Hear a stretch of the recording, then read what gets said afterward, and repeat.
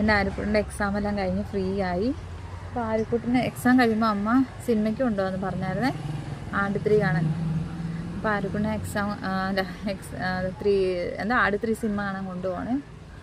പിന്നെ എന്തായിരുന്നു എക്സാം എങ്ങനെ ഉണ്ടായിരുന്നു? കൊള്ളാമെന്നാണ് എഴുതിയമല്ലോ, ദൈവത്തിനറിയാം. റിസൾട്ട് വരുമ്പോൾ അറിയാം ഈസി ആയിരുന്നു അല്ലാതെ.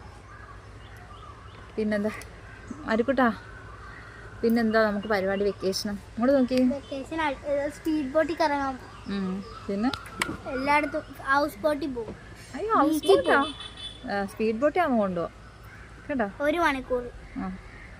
പിന്നെ നമുക്ക് പിന്നെ എവിടെയാ? കുറേ സ്ഥലത്ത് പോകാനുണ്ട് ഗൈസ് അല്ലേ? ബീച്ചിൽ പോകാനുണ്ട്. നമുക്ക് ഇവിടെ പോകും വാട്ടർഫെല്ലില്. ഒരു ചേട്ടനെ വിളിച്ചല്ലേ മറ്റേ ബീച്ചില് അല്ലേ, അവിടെ കൊറേ